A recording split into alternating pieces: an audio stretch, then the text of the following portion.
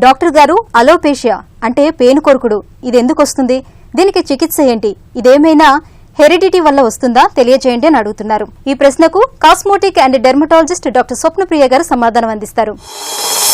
పేనుకురుపు అంటే ఇంగ్లీష్లో are scientific లాంగ్వేజ్లో అలోపేషియా ఎరేటా అంటారండి. యాక్చువల్లీ పూర్వకాలంలో పేనుకురుపు అంటే అది ఏదో పేను కుట్టడం వల్ల అలా వెంట్రుకలన్నీ వెళ్ళిపోయి ఒక ప్యాచ్ లాగా కనిపించడాన్ని పేనుకురుపు అని అనుకునేవాళ్ళు. కానీ అది పేను కుట్టడం వల్ల రాదండి. It is an autoimmune disease అనమాట అలోపేషియా ఎరేటా అనేది. ఆటో ఇమ్యూన్ అంటే మన own body rejects our own body hair అనమాట.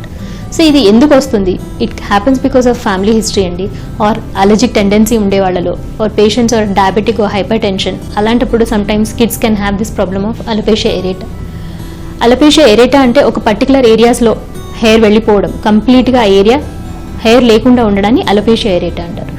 దీంట్లో డిఫరెంట్ టైప్స్ ఆఫ్ సివియారిటీస్ ఉంటాయి. యూజువలీ 1 or 2 ప్యాచెస్ ఉండడం కానీ, లేదు కొంతమందికి ఏంటంటే మొత్తం వెంట్రుకలు స్లోగా ఓవర్ పీరియడ్ ఆఫ్ టైం మొత్తం వెళ్ళిపోతూ ఉంటాయి ఆన్ ద స్కాల్ప్. దాన్ని అలోపేషియా టోటాలిస్ అంటారు. సమ్ టైమ్స్ బాడీ హెయిర్ కూడా వెళ్ళిపోవడం అనేది ఉంటుంది. So that is alopecia universalis.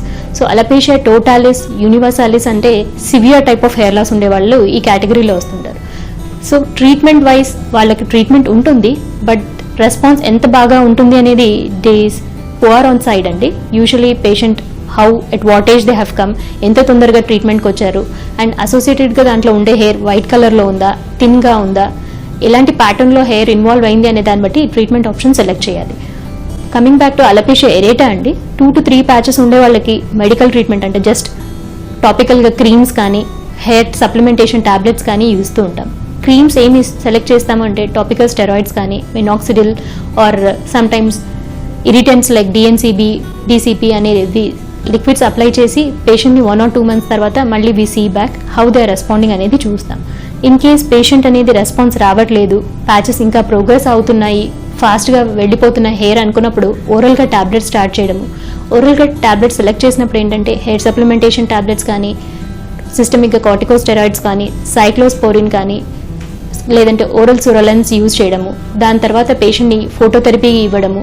Only scalp మీద మాత్రమే ఉందంటే టర్బన్ పువ్వా అని అలాంటి ట్రీట్మెంట్స్ ఇస్తాం. స్టిల్ ఇవన్నిటి వల్ల రెస్పాన్స్ అవ్వలేదు కొంతమందికి అండ్ ఫాస్ట్గా రావట్లేదంటే in the form of injections, ఆ ప్యాచెస్లో 3 to 5 ప్యాచెస్ ఉండే వాళ్ళకి in the form of injections, steroid injections స్కాల్ప్లో ఇస్తుంటాం. సో ఆ స్టెరాయిడ్ ఇంజెక్షన్స్ ఏంటంటే we have to repeat every 3 weekly once up to maximum of 4 sessions అండి.